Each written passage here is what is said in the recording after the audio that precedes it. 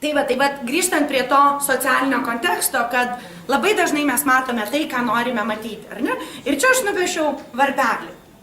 Varpelis dėl to, kad varpelio kreivė. Man iš vis labiausiai patinkantis grafikas pasaulyje yra būtent varpelio kreivė.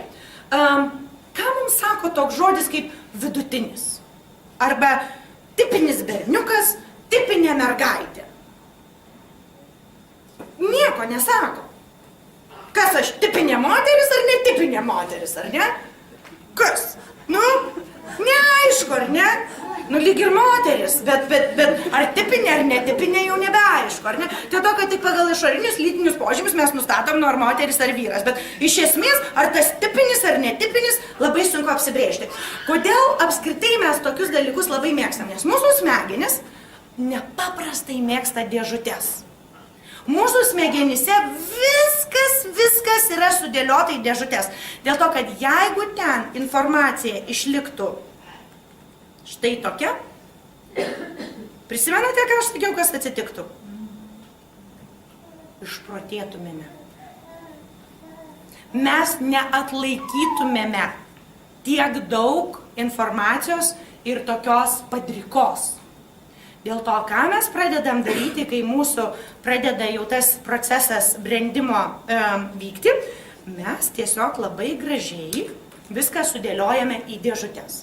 Ir kokios tos dėžutės?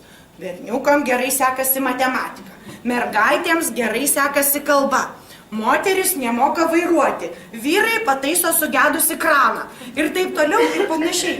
Mes susidėliojame šituos stereotipus, nes jie mūsų galvai, smegenims suteikia saugumą. O smegenų koks pagrindinis darbas yra? Gyvybę saugoti, ar ne? Jos nenori išprotėti. Dėl to viskas savo gražiai dėliojasi į dėžutės. Dėl to ir atsiranda toks pasakymas tipinis, vidutinis. Ar ne? Ką reiškia mamai ar tėčiui, kurios vaikas neišlaikė matematikos brandos egzamino, pasakymas, kad vidutinis vaikas išlaikė 76 gavo procentus. Tai yra statistika. Ar ne? Tai konkrečiam žmogui tai nereiškia nieko. Ar ne mes galime sakyti, kad jis turi berniukiškų bruožų, jis turi mergaitiškų bruožų, bet iš tiesų jisai tiesiog yra judrus. Ar jinai yra judri? Jisai yra nekantrus, ji nesutelkia dėmesio. Ar ne? Ir ką man labai skaudu matyti, tai Lietuvoje vykstančius tuos debatus dėl to, kad čia, jau jeigu mes nešnekėsime, tai jau bus labai baisu ir visa kita, apie lytį. Bet esmė yra ta, kad apie lytį mes privalom šnekėti. 3-4 metų vaikas jau turi save identifikuoti kaip berniuką arba mergaitę. Jeigu jisai savęs neidentifikuoja, tai yra negerai. Bet jeigu berniukas mano, kad indus nusinešti, indai kažkaip patys kažkada nukeliauja, ar ne, ar dar kažką, o tą daro jo sesuo, tai jau yra, nebenormalu. Dėl to, kad jisai pakankamai turi visų gebėjimų pakelti tą lėkštę nuo stalo ir nusinešti. Ir lygiai taip pat yra su viskuo. Iš tiesų dabar tie stereotipai pamažu griūva, bet tas griuvimas yra labai iš lėto. Kiekvieną kartą, kai jūs išgirstate apie tėtį, kuris išėjo tėvystės atostogų, jum neuronai truputį kitaip susijungia. Kas įvyko? Ar ne? Kiekvieną kartą, kai jūs sužinote, kad tėtis liko namuose, o ne mama pažiūrėti vaikų. Kas čia vyksta? Ar ne? Mums formuojasi naujos sąsajos.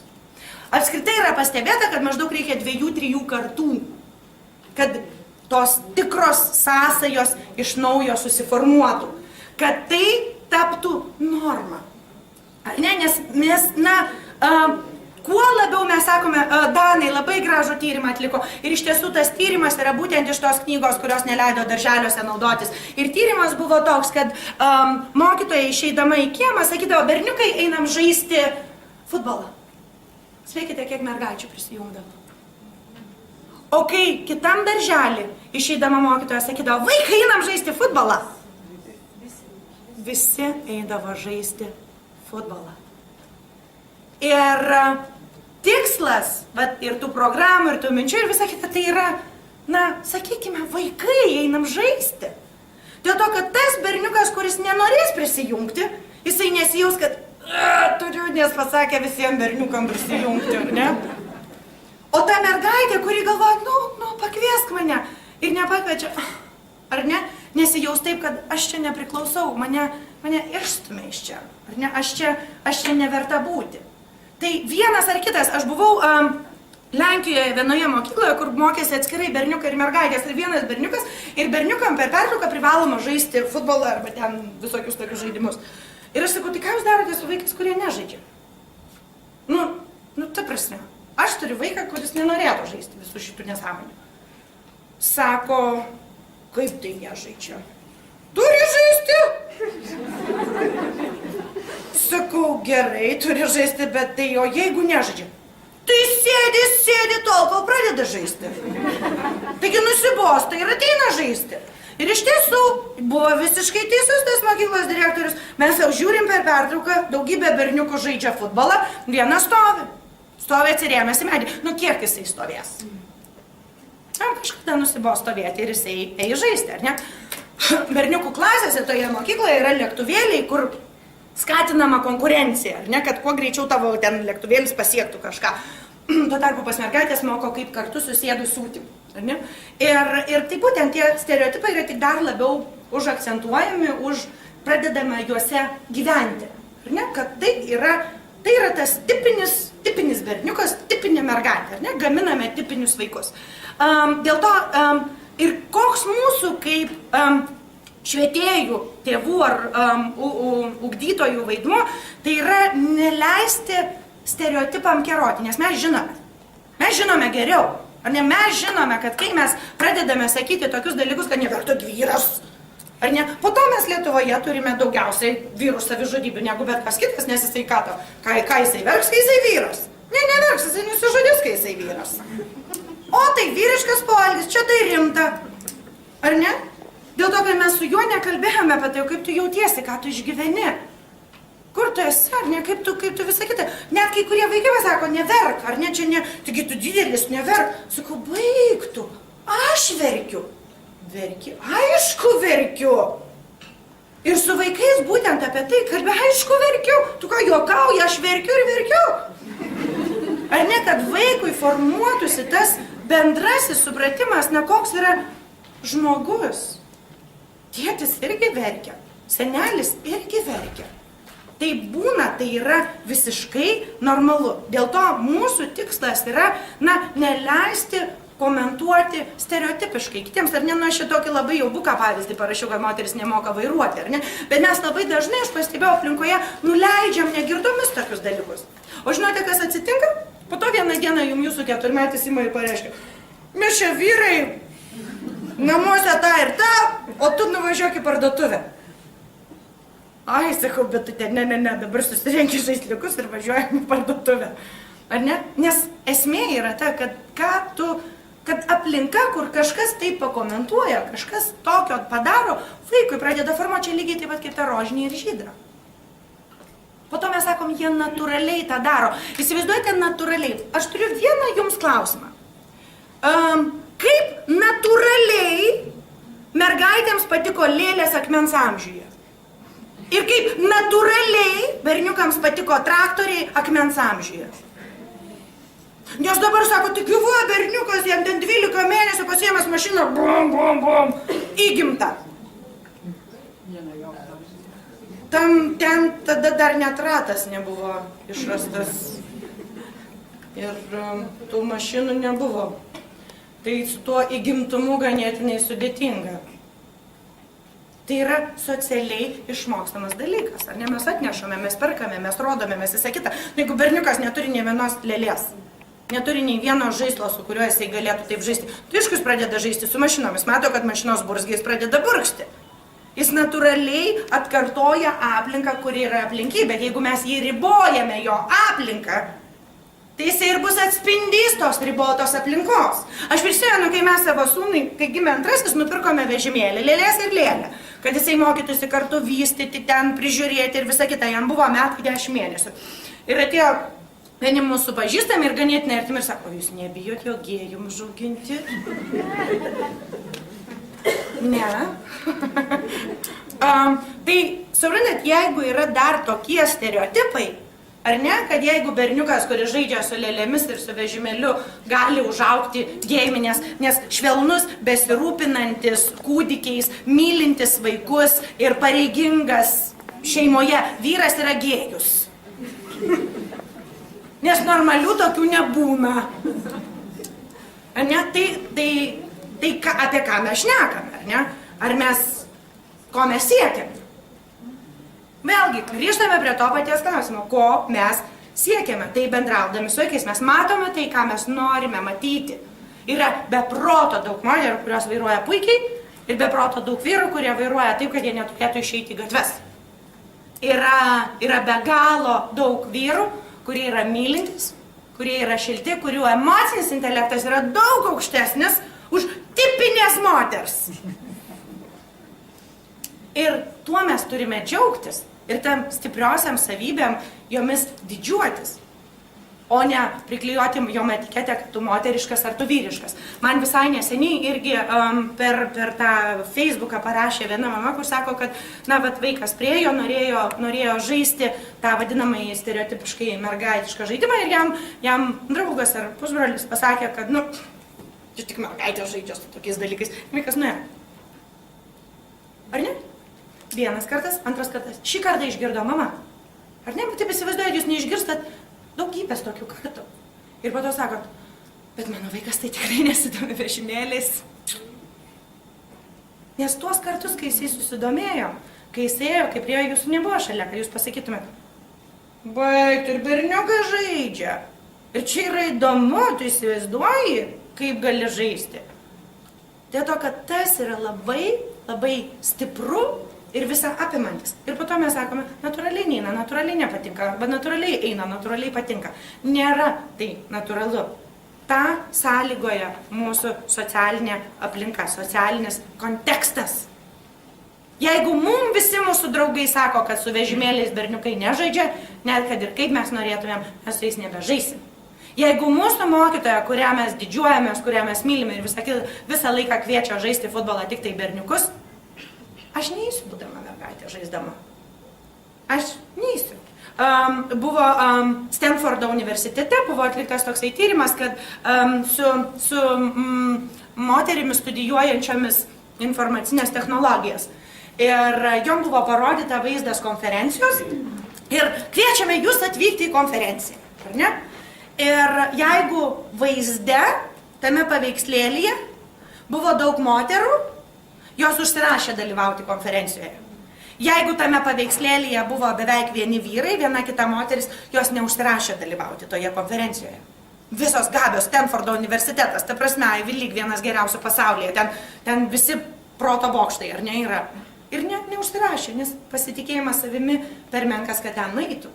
Ar ne, neina į tą konferenciją. Dėl paveikslėlio, bet dėl to, kad taip yra suformama. Tarp kitko, labai vienas niuansėlis, ir vyrų daugiau užsirašė, kai daugiau moterų buvo.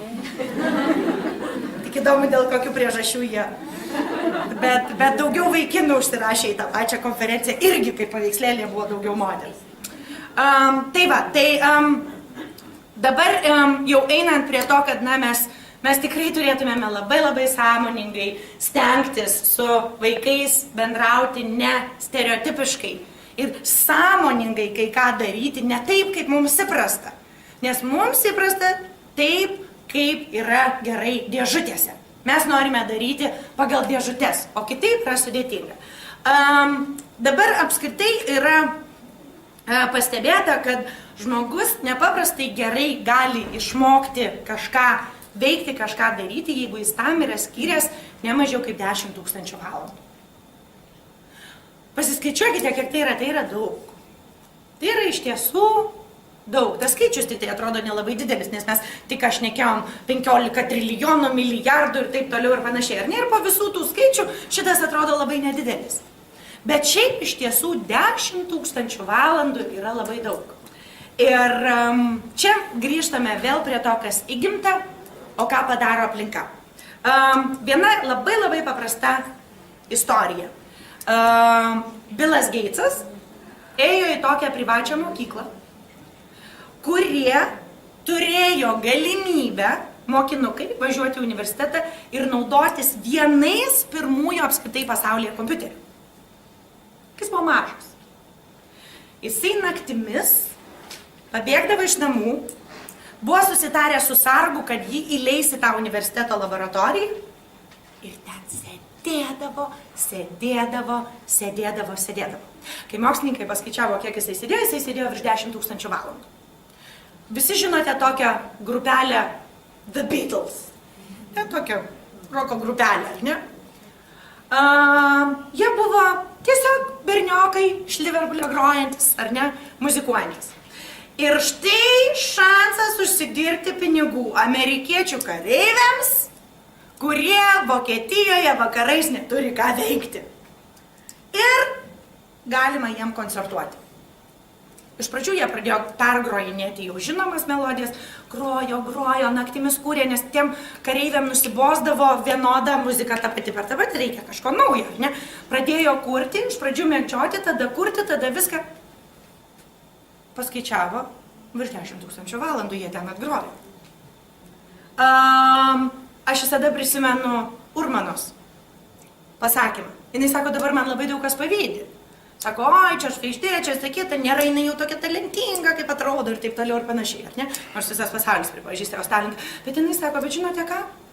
Kai mano draugės vaikščiojo į pasimatymus, aš dainavau. Kai mano draugės važiavo atostogauti ir eidavo miegoti ir visai kitaip smagindavosi, aš eidavau dainuoti. Kai mano draugės valgė, ką nori, aš saugojau savo balsą. Ir taip toliau ir panašiai. Ir vėl, vienu žodžiu, 10 000 valandų. Norit kažką daryti, visiškai išskirtinai, ne genai. Oi, ne genai. Darbas. Darbas padaro ir nesvarbu, ar mergaitė, ar berniukas, darbas. Tik tai esmė yra ta, kad kaip jau mes matėme iš to pirmo tyrimo, mergaitės anksčiau yra linkusios pasiduoti. Ir mūsų tikslas, kaip tėvų ir ugdytojų, tai pasakyti, ei, tu gali, nepasiduok. Ar ne? Siek. Bet yra ir daugybė berniukų, kurie sako, o, aš negalėjau. Ar ne? Taigi, man labai patinka tas Naiko šūkis, kad tiesiog daryk. Tiesiog eik ir daryk. Ar ne? Nešnekėk apie tai, kaip padaryti, nešnekėk apie tai, ką tu gali, ko negali, eik ir daryk. 10 000 valandų ir turėtų būti labai neblogas rezultatas. Ne? Kitas dalykas yra, kad vėlgi buvo tirta labai daug kalbama apie pedagogo lytį. Ar ne, kad pedagogai beveik visi vyrai yra tik tai pačiose aukščiausiose grandyse. Ir šito yra dvi pusės. Visų pirma, tyrimai parodė, kad daug svarbiau yra ugdymo kokybė, o ne pedagogo lytis. Kad gali būti vyrų kiek tik nori. Bet jeigu jie prastai dirba, jie prastai dirba. Kad esmė yra darbo kokybė, o ne tai, kas tą darbą atlieka. Bet, kas yra? Jeigu mergaitės nemato ir berniukai nemato nei darželyje vyrų pedagogų, nei pradinėse klasėse mokytojų pedagogų, jom formuojasi stereotipas, kad vyras negali būti darželio auklėtojų. Ar ne? Ir kai tas stereotipas susiformuoja, tada iš karto kas atsiranda? Jau kaip ir nebelygis būtų, ar ne? Tai net berniukai, kurie norėtų būti, jie nebebūna, nes niekada nematė. Ir vėl susidaro užburtas ratas. Dėl to, iš tiesų, švedai taip labai paprastai sprendė šitą dalyką. Esi pacifistas, nenori atlikti karinės tarnybos, marš į darželį. Daug pacifistų Švedijoje dirba darželiuose. Atlieka karinę tarnybą, nes jinai yra privaloma. Ir visi atlieka karinę tarnybą darželiuose. Suomija dabar perėmė tą patį dalyką. Kai aš buvau Suomijoje darželį, buvo 4 vyrukai, pacifistai, nenorintys kariauti. Tai prašom su vaikais kariaukit. Ar ne? Taigi tas vėl grįžtame prie to pagrindinio klausimo, ko mes ieškome, ar ne? Ar mes ieškome panašumų, ar mes ieškome skirtumų? Dėl to lygiai taip pat, kaip aš galiu rasti begalę savo panašumų su bet kuriuo iš jūsų.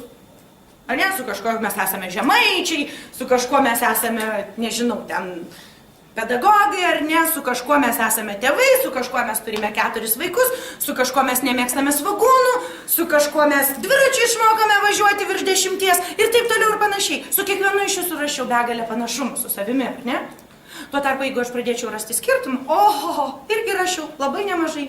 Lygiai taip pat su kiekvienu rašiau begalę skirtumų. Čia yra vėlgi tas išankstinis nusistatymas, ar ne, ar aš sutarsiu su to žmogumi, ar nesutarsiu. Negaliu sutarti, mes per daug skirtingi. Nu, laba diena, tiesiog neieškom, kur mes panašus, ar ne? Lygiai taip pat yra su vyrais ir moterimis. Jeigu mes ieškome panašumų, mes galime puikiausiai pasiekti absoliučiai lygiai tokių pačių rezultatų. Jeigu mes ieškome skirtumų, mes skirtumų galime ieškoti 2 tikslais. Pirmas tikslas yra tas, kad mes ieškome skirtumų, nes mes norime pabrėžti mūsų skirtingumą ir pasakyti, kad kažkas yra geresnis už kitą, bet ta blogąja prasme. Kitas kelias yra pasakyti, ei, čia mano silpnybės, aš galiu padaryti tą ir pasikeisti. Ar ne? Yra daugybė moterų ir vyrų, kurie, pavyzdžiui, nesugeba nevėluoti. Visą laiką vėluoja. Tik čia vyras ar moteris? Vėluoja žmogus, ar ne? Jie abudu gali pasikeisti, truputį anksčiau gali išvažiuoti, nebevėluos. Ar ne? Gali būti prezidentai. Ar ne? Moteris, laisvai, ar ne? Gali būti.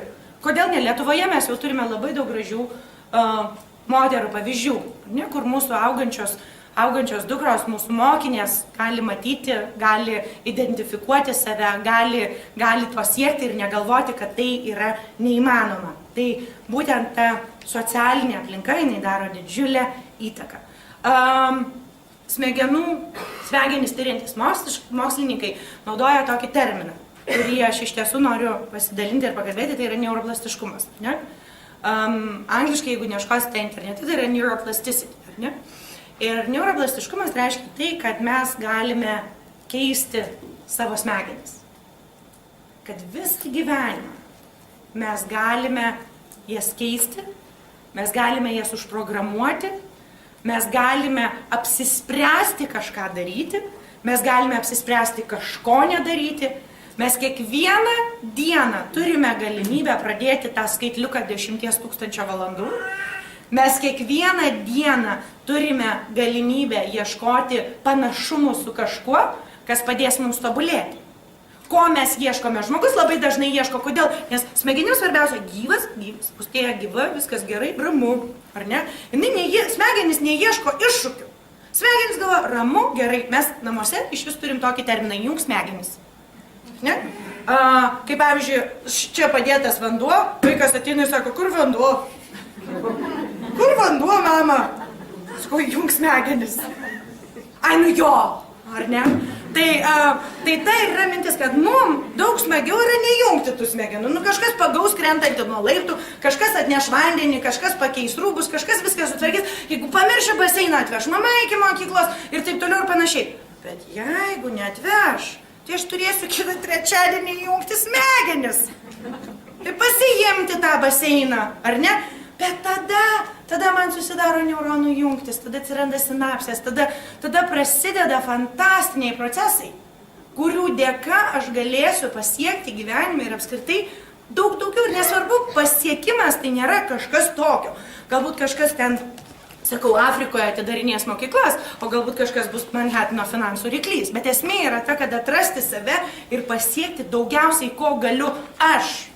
Ne aš kaip mergaitė, ne aš kaip berniukas, o apskritai aš. Ir tas faktas, kad mes galime keisti savo smegenis, tas faktas, kad nėra taip, kad gimiau su ta dovanėle ir jau viskas, yra iš tiesų nepaprastai galinantis. Tai reiškia, kad kiekvienas vaikas, kuris ateina į mūsų darželio grupę, kiekvienas vaikas, kuris ateina į mūsų mokyklos klasę, galų gale kiekvienas vaikas, kuris gimsta mums, turi nepaprastą užtaisą kažką pakeisti šitame pasaulyje. Ir padaryti kažką visiškai, absoliučiai unikalaus, nepakartojamo ir fantastiško. Ir tai yra dėl to, kad mes galime nuolat tobulėti. Ir aš pasirašiau nėra balta ir juoda. Ir aš pasirašiau nėra balta ir juoda dėl to, kad įsivaizduokite dabar, kas būtų, jeigu mes pradėtumėm šnekėti apie tai kokios yra juodos smegenys, juodaodžių, ir kokios yra baltaodžių smegenys. Juokinga, ar ne? Bet apie vyrų ir moterų tai šnekam taip tarytum normalu, visiškai. O jau jeigu juodaodžių ir baltaodžių, tai visai durna mintis, ar ne? Bet tai yra vėlgi parodo mūsų stereotipą. Ar ne, kad mes jau nebeturim stereotipo, kad jeigu skirtinga oda, tai yra skirtingos ir smegenys. Nebėra. Ar ne? Bet stereotipas vyrų ir moterų vis dar yra labai gajus. Mes galim apie tai šnekėti. Čia, žinokit, aš nežinau, kas skambina. Aš nieko bendro su jūrų muziejumi neturiu. Čia... Tai va, tai... Išvirta apie smegenys. Delfinai. Tai va, tai mintis ir yra ta, kad nėra balta ir juoda. Nėra. Ir balta ir juoda nėra ir ta didžiaja prasme. Nėra taip, kad moterų smegenys mažesnės, jos neįgalesnės ir taip toliau ir panašiai. O vyrų jau didelės smegenys ir vyrai dideli ir visa kita ir taip toliau. Ne. Esmė yra, jie labai nori sumanipuluoti. Tai mintis yra ta, kad kaip mes įsivaizduojame, ko mes norime, ko mes siekiame, koks yra apskritai pagrindinis mūsų tikslas. Ir turbūt iš tiesų tada pagrindinis dalykas yra tai, kad mes turime matyti vaiką. Ir matyti kiekvieną vaiką. Ir matyti jį čia ir dabar. Yra žmonių, kurie sako, nu dabar mano vaikas neįdomus, ten jam bus 7, va važiuosim žvejoti, jau bus įdomus. Ar ne, jisai įdomiausias yra čia ir dabar. Ir jisai įdomiausias yra, kai jisai mokosi skaityti, jisai yra įdomiausias, kai jisai mokosi rašyti, jisai įdomiausias, kai jisai mokosi vaikščioti, jisai įdomiausias visada iš tiesų yra čia ir dabar. Šiandien tie mokiniai, kurie atėjo šiandien į jūsų klasę, šiandien ir yra įdomiausi. Rytoj jau jie bus vėl įdomiausi. Nes tai bus rytoj. Rytoj jau nebėra šiandien, rytoj jau ateis kiti vaikai, dėl to, kad galbūt kažkuriam iš tų vaikų tą vakarą numirs papugėlė. Galbūt kažkurio iš jų senelis numirs. Galbūt kažkurio iš jų tėvai išsiskirs. Galbūt kažkuris stebės, nežinau, prezidento rinkimus. Galbūt kažkuris žiūrės filmą apie Dalai Lamą. Jie kitą dieną ateis jau kitokie. Ir mes negalime atidėti jų tobulėjimo rytoj. Nes jie tobulėja čia ir dabar. Jie tobulėja šiandien. Mes negalime atidėlioti. Jeigu mes šiandien tų neužkursime ugnies tarp neuronų, rytoj jau mes taip neužkursime. Ir tada mes auginsime kaip pusiau aklus kačiukus. Ar ne? Ir jie galbūt pasivis, jie galbūt visą įgyvendins. Bet niekada nebebus taip, kaip galėjo būti, jeigu mes nuo pat pirmos dienos manėme, kad šiandien, čia ir dabar yra ta diena, kai atsiranda tos neuronų jungtis ir nuo to, ką darysiu aš, nes aš esu aplinka, ne Kubilius, kuris mokesčius pakėlė ar nuleido ar dar kažkas, bet aš esu tas žmogus, kuris daro didžiausią įtaką, nes aš esu pirminė ir tiesioginė to mažo žmogaus aplinka. Ir nuo to, kaip aš su juo elgsiuosi, ką aš darysiu, ką aš jam perduosiu, kokias neuronų jungtis aš užkursiu, priklausys, kuris jisai bus rytoj. Ne? Tai ačiū Jums labai uždėmesi, gal turite klausimų?